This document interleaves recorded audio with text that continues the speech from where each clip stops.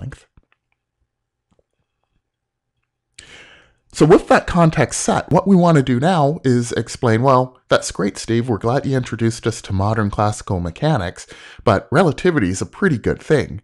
And so what we need to do now is explain why relativity is, in fact, a pretty good thing and why modern classical mechanics actually yields better results. And we began by looking at the classical Michelson-Morley experiment. They took two equations and combined them using addition and came up with their expected result equation, performed their experiment, collected a lot of data.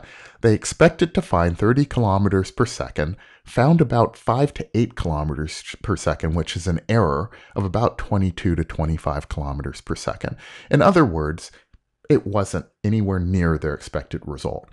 They looked at their data, they looked at their algorithm, they could not find anything wrong with their data or their experiment or their expected result equation.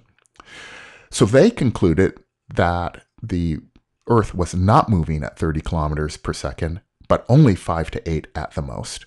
This was puzzling because everyone expected it to be either 0 or 30 or some other number than 5 to 8, which was a complete surprise. Lorentz wanted to explain this result. And in fact, he did. In the early 1900s, he wrote a paper explaining, introducing what are now the classic Einstein-Lorentz equations. And his goal was to explain the 5 to 8 kilometers per second. Einstein took Lorentz's equations and modified it with a theory. And around the equations, he said, well, the answer really isn't 30. 5 to 8 really doesn't make sense. So the answer really is 0. And what you're seeing is experimental error.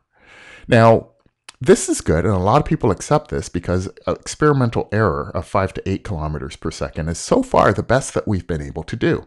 And we look at other experiments like the Ives-Stillwell atomic clock experiment, which is from an entirely different class.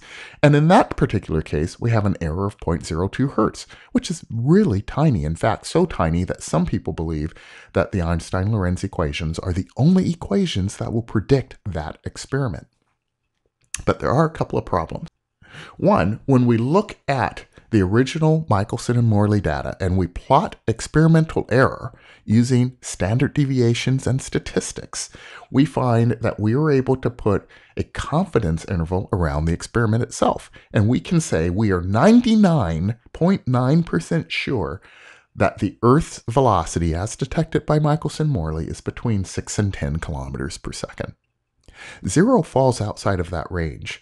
So when we hear 0 is the result of Michelson-Morley, people are simply ignoring the data and they're ignoring the statistics that we would use to show what actually occurred in the experiment.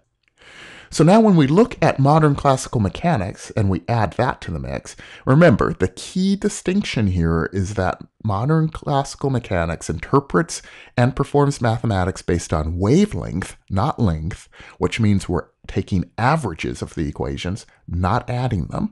And there are a couple of other adjustments we've made to Michelson-Morley, for example, to adjust for what they're observing in terms of their fringes. With those corrections, we found that they actually detected 30 kilometers per second. They got their actual result. Their experiment was actually a success. And we'll show that in just a second. So we can see here that they got 32 kilometers per second. Miller, another scientist in 1933, set out to perform a repeat experiment, and he found that he detected actually 30 kilometers per second.